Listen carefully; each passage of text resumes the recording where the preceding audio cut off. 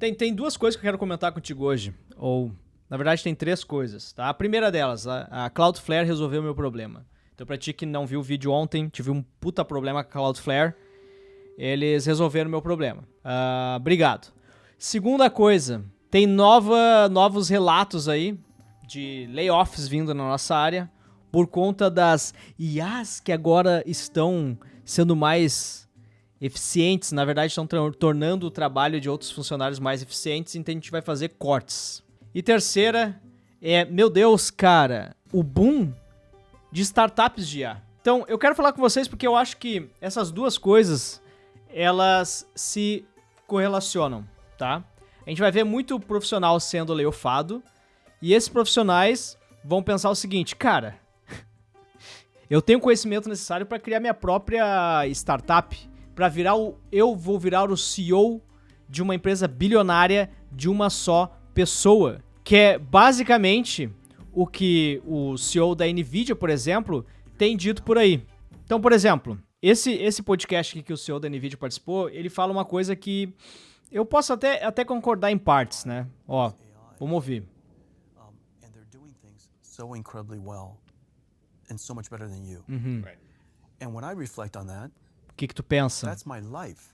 A vida dele, I have como 60 CEO, direct reports. tem 60 The reason why they're on the reason pessoas why they're on abaixo staff dele. is because they're world class at what they do, and they do it better than I do, Right. much better than I do. Right. I have no trouble interacting with them, and I have no trouble. Então, assim, eu já vi esse clipe aqui, então eu vou resumir pra ti. O que ele quer dizer é que ele, como CEO, ele tem 60 pessoas abaixo dele, onde ele delega coisas. Essas pessoas são bem melhores nessas coisas do que ele.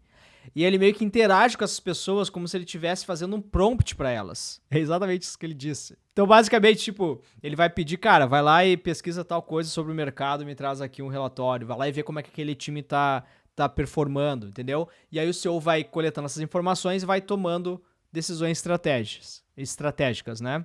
Abrindo novas portas e fronteiras com base nisso. E delegando. Então, o que ele quer dizer aqui é que no futuro a gente vai ter pessoas que são capazes de rodar uma startup bilionária. Uma startup, uma empresa de uma única pessoa. Onde essa pessoa teria trocentas AI agentes abaixo delas. Então vê que tem dois caminhos aqui, né? A gente tem grandes empresas que estão fazendo layoff, estão usando IA e estão acreditando nesse futuro, onde a IA vai ser capaz de substituir pessoas trabalhando, né? Ou uma pessoa trabalhando com IA vai substituir duas pessoas e por aí vai. E o outro que é essas pessoas querendo virar um CEO. É isso que a gente tem os dois universos, duas corridas. Se a gente for parar para ver o que a gente escuta dos investidores, e quando eu digo escuta dos investidores, não é ouvir o que eles falam, é ouvir aonde que eles colocam a grana. Eu quero saber aonde os investidores estão colocando a grana. Vamos ver aqui o Y Combinator, uma das principais aceleradoras, e basicamente esses caras eles ditam tendência, porque eles investem em trocentas startups, investiram em mais de 5 mil empresas desde 2005, né? Grandes empresas, então tu vai ter aí Airbnb, Coinbase, DoorDash, Dropbox, GitLab.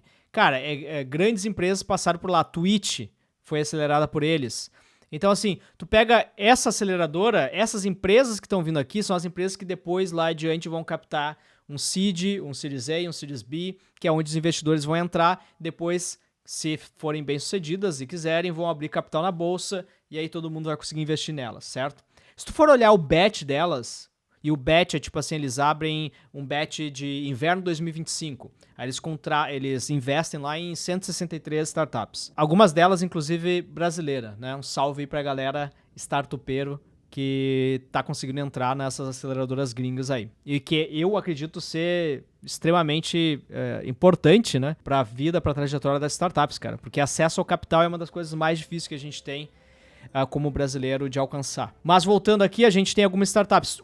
Repara numa coisa e me diz, o que todas essas aqui, o que todas elas têm em comum? Ó, reparou? Todas elas têm IA no nome, cara. AI, ó, stablecoin e tal, ok, isso aqui é blockchain. AI Software for Commercial Insurance Brokers. Agentic AI.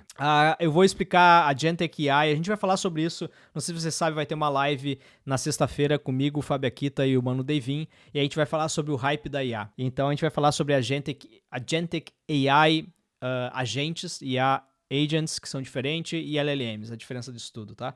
Open Source React.js para Library for AI Chat. Cara, olha só, meu, eu assim, provavelmente eu conseguiria um investimento no Persua se eu colocar IA no nosso pitch, tá ligado? Persua, use IA para despertar o seu superpoder de persuasão em tempo real. Tá aí, cara, tá aí. Talvez eu poderia tá captando muita grana. A colaborativa AI Native IDEA for Hardware Engineers, the AI Software Architect, Building DAX, the AI Browser Copilot, Reasoning Fine Tuning, AI Accounting. Cara, é tudo AI. Tudo AI, tá? Tudo AI. Então, assim, a gente tem um grande interesse nesse universo de IA. E eu sei que mais um dia...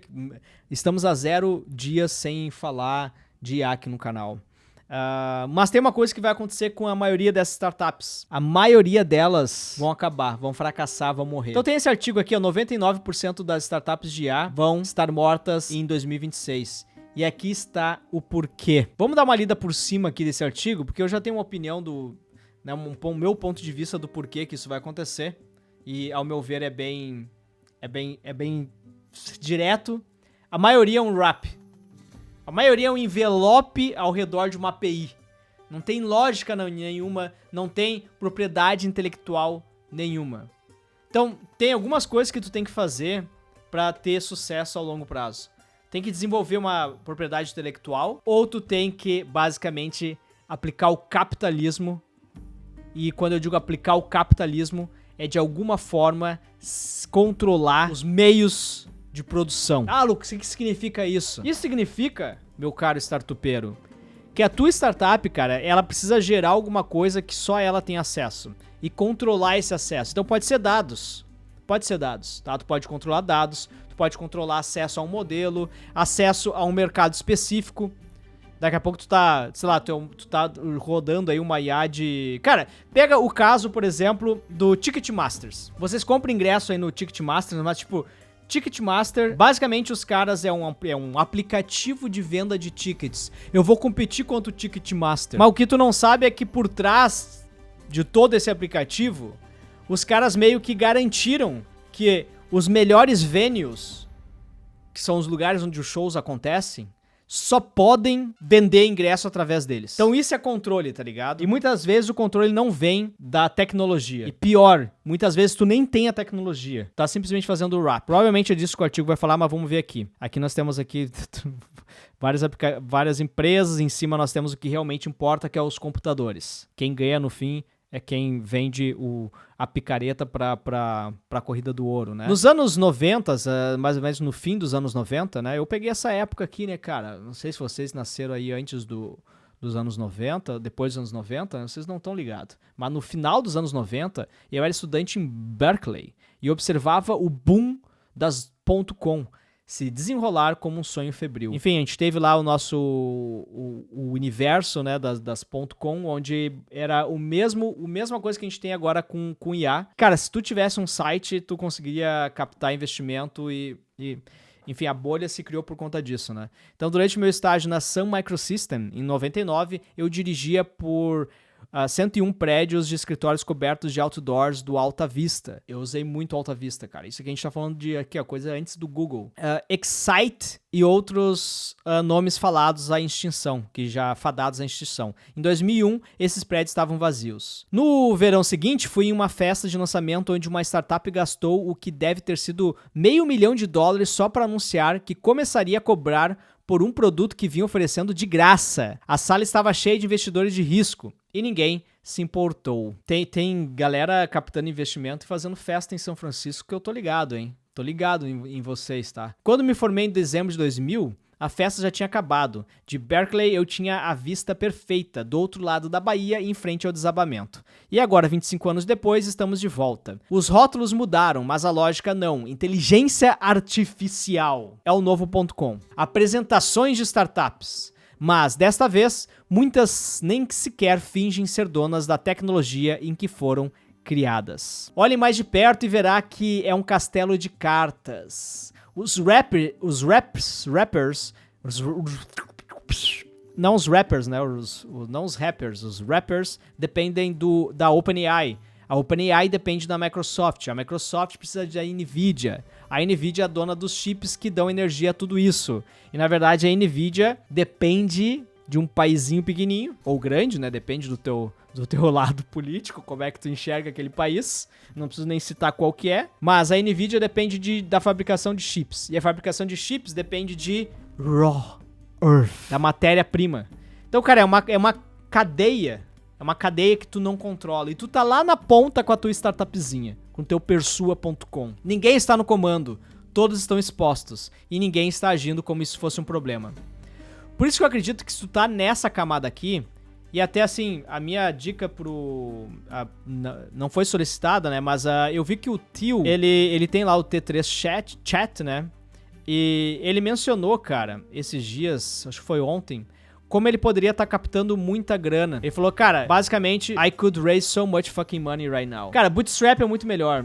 Continua no Bootstrap, cara. E bom, tu é startupeiro também, o Tio é startupeiro aqui, o cara não adianta, não precisa ficar ensinando o padre a rezar a missa, né? Mas esse é o posicionamento do Persua aqui, né? A gente vai se manter bootstrap, não vamos fazer igual o Cluely, que captou grana.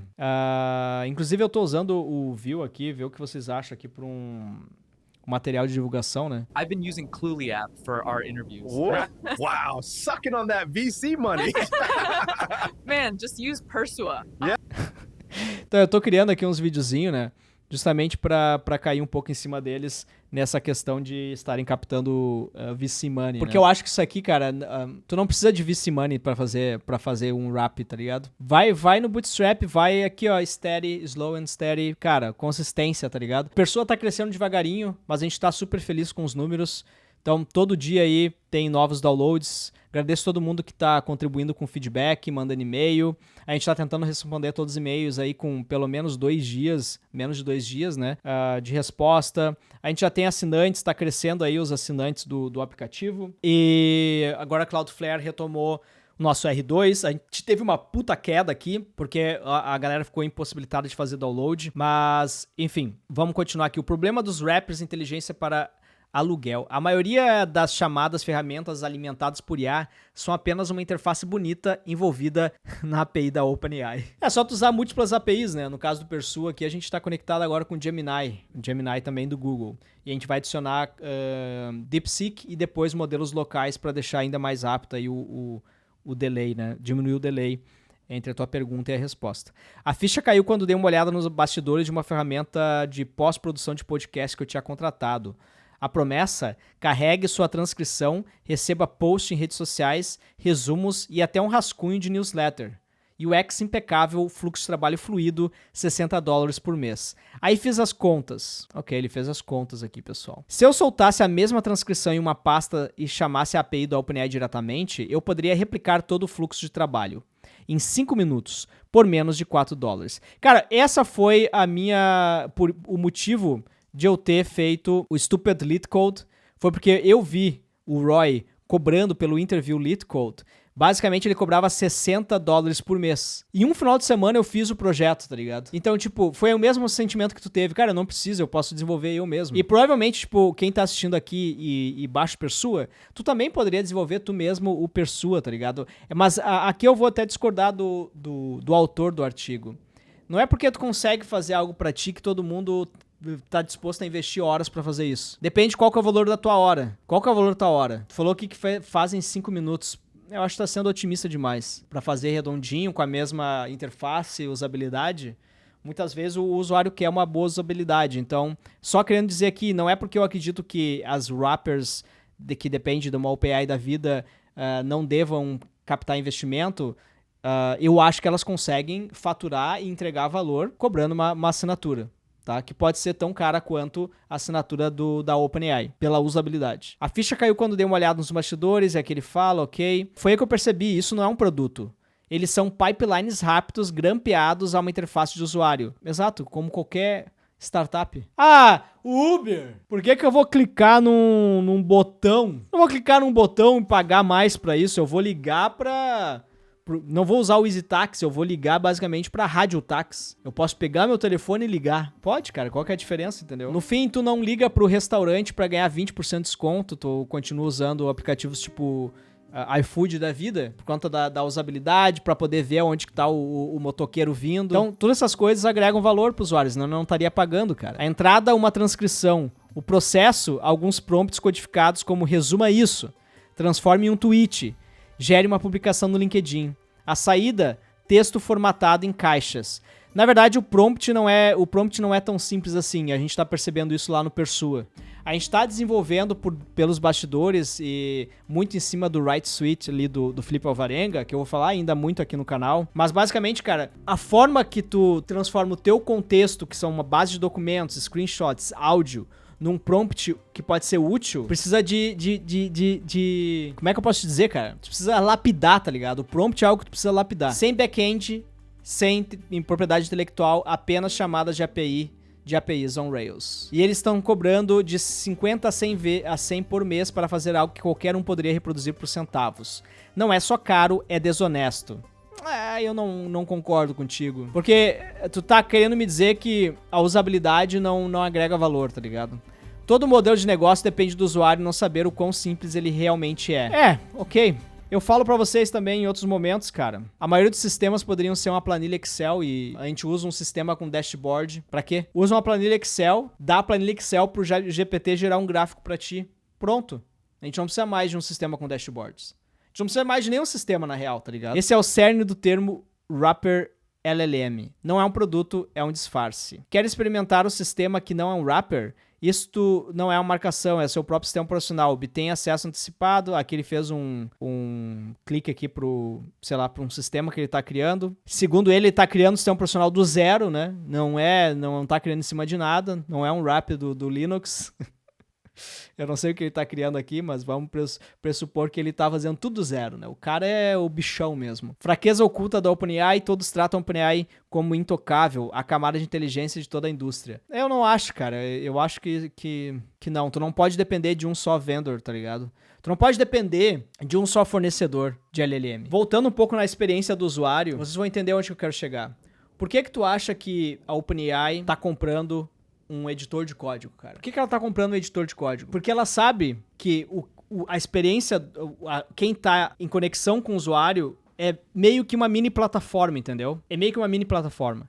Se tu se adapta a usar aquela interface e tem 3, 4, 5 modelos diferentes e modelos são commodities. Cada vez mais, eles vão ser cada vez mais commodities. Comparar a DeepSeek com o Sonnet, com o modelo do Llama, com o modelo da OpenAI, do GPT. Cara, o modelo em si é commodity. Os agentes ou o Agentic AI ou o reasoning que essas empresas estão colocando em cima, que nada mais é do que um sistema que faz prompt para si mesmo, que é muito mais do que o próprio modelo separado, é isso que faz a diferença. O modelo em si é commodity, cara. E a OpenAI sabe disso. Ela tá investindo pesadamente em criar algo commodity e abrindo o mercado para os outros. Então ela precisa estar presente também na ponta final. A OpenAI é dona da inteligência, mas essa inteligência que tu tá querendo aí, cara, ela é commodity, tá? Os wrappers são donos da distribuição. Exatamente, quem controla o que o usuário usa é quem controla a distribuição. Principalmente se várias empresas produzem o mesmo nível de inteligência. Todo mundo finge que o outro não é crítico, mas a economia diz o contrário. Cada token enviado para um wrapper,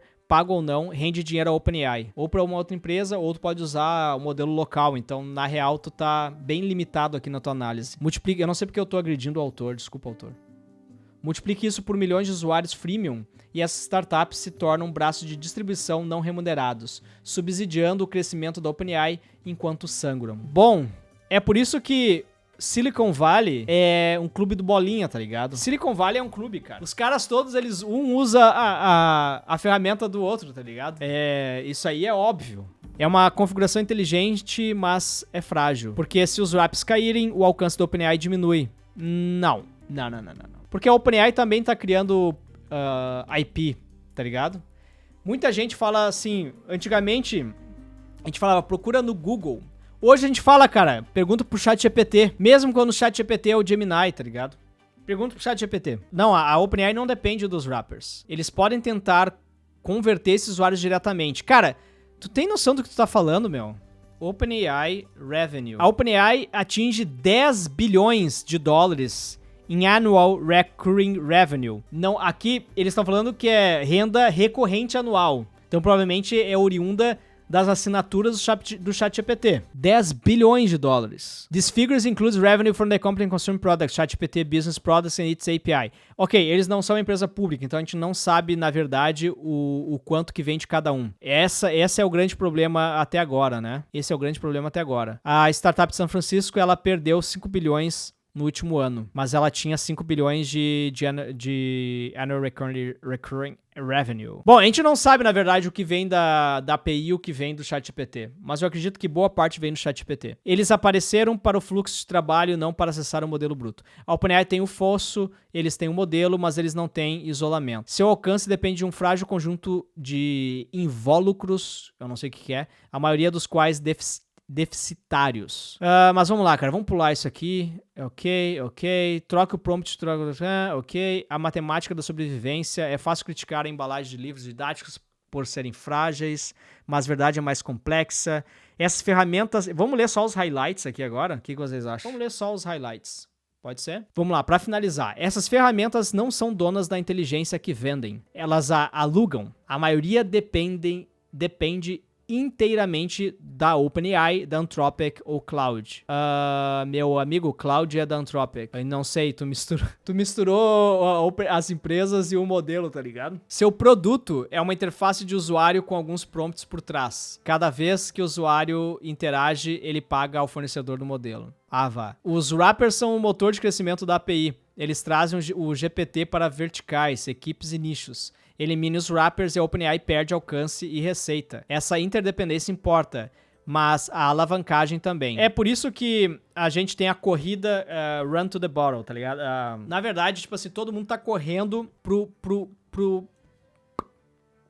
mínimo possível. Então tu tem Gemini, tem GPT, tu tem Cloud, tu tem DeepSeek. E todas essas aqui, elas têm duas corridas, tá? Uma das corridas que ela tem é o quão bom é o modelo. Então aqui tu tem o quão bom é o modelo, é baseado no custo e na assertividade, tá? Então, a assertividade, vamos colocar aqui que seja a qualidade da entrega daquele modelo. Então, tu vai ter as startups aqui, digamos, o Gemini, ele vai estar aqui, sei lá, o GPT vai estar aqui, aí o Cloud Sonnet vai estar aqui, eu não sei basicamente onde que tá esses últimos modelos, né? Enfim, eu tô desenhando em qualquer canto aqui, mas, e eu acredito até que esse aqui pode ser mais caro, mas tu vai ver que eles vão estar, cara, no mesmo quadrante, tá? O que a gente precisa entender depois é o quanto que isso importa pro usuário, quanto que isso aqui importa pro usuário final, a qualidade. Quando a gente chegar numa qualidade que é suficiente, eles vão ter que diminuir o custo, cara. Então todos eles vão correr aqui para baixo. Na verdade, eles vão correr aqui pro lado, né? Mas a corrida, ela vai estar sendo para diminuir o custo por token. Porque para fazer uma experiência legal pro usuário, a gente vai ter que usar cada vez mais a inteligência artificial. Colocar elas em várias partes do nosso sistema. Então, com isso, o custo tem que cair. E o custo vai cair. O custo vai cair quando todas elas estiverem entregando qualidade similar. Tá entendendo qual que é a corrida aqui que vai acontecer? O que mais ele fala aqui? Quem é o dono da experiência, não apenas das chamadas de API? A sobrevivência não depende de quem chegou lá primeiro. Trata-se de construir além da embalagem. Hoje a NVIDIA é a empresa mais poderosa em IA. É verdade. E é por isso que, cara, quando eu comecei a escutar notícias de layoff, e que nem essa notícia aqui, a Amazon, o CEO da Amazon disse que vai cortar empregos devido à eficiência trazida pelas IAs. Quando eu escutei esse tipo de notícia lá no início, cara, que o desenvolvedor ia perder o seu emprego, eu comecei a diversificar, tá ligado? Se eu vou perder o emprego, eu quero ser um acionista dessa IA. E a forma de ser acionista em todas as IAs, incluindo a OpenAI, era comprando estoque da NVIDIA. Eu gravei o vídeo pra vocês há 2 anos atrás falando sobre isso, né? Agora estamos em outro momento, isso aqui não é uma recomendação de investimento. E sem dúvida, o menos compreendido. Tem uma outra corrida acontecendo, né? Por exemplo, o Google lá tem os seus TPUs da vida, né? Quase todos os modelos principais, GPT, o Cloud, o Gemini, são treinados executando em hardware da NVIDIA.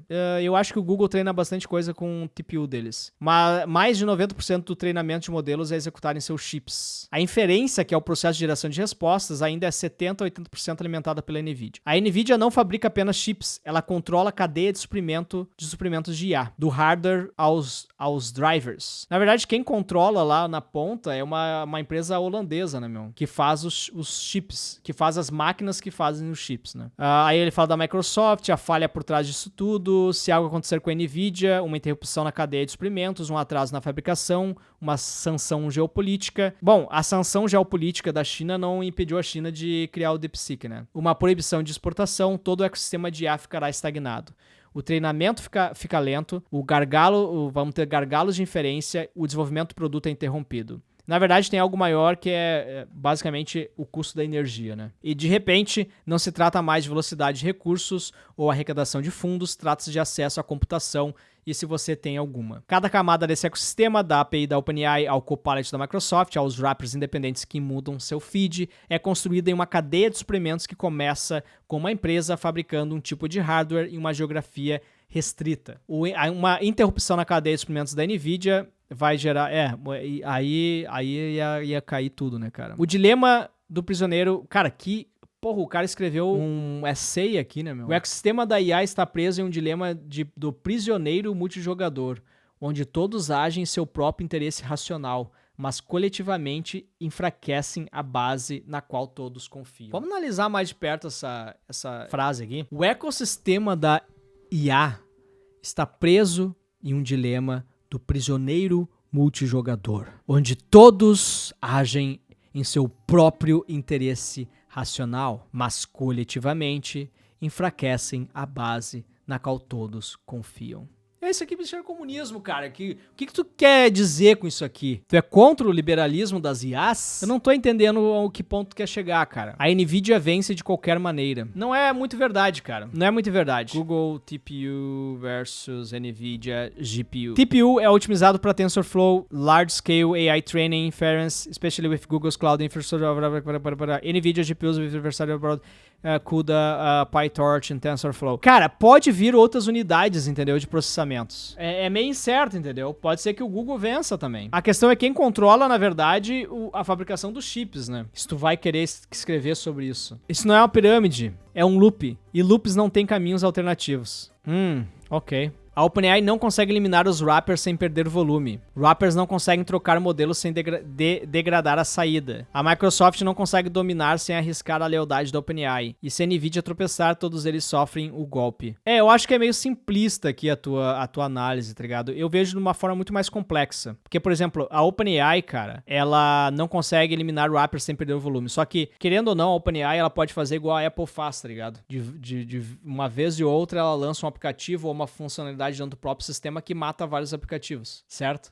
Tu tem a calculadora lá, os aplicativos de calculadora HP lá, com todas as funções. Bom, se a Apple fizesse a calculadora que preste, tu não ia baixar o aplicativo da HP. Não é o interesse dela, certo? Mas no caso da OpenAI, a OpenAI, ela poderia muito bem, por exemplo, agora com Codex, tu consegue delegar funcionalidades dentro da própria OpenAI, do próprio ChatGPT. Poderia delegar, por exemplo, tu tem um wrap que faz code review.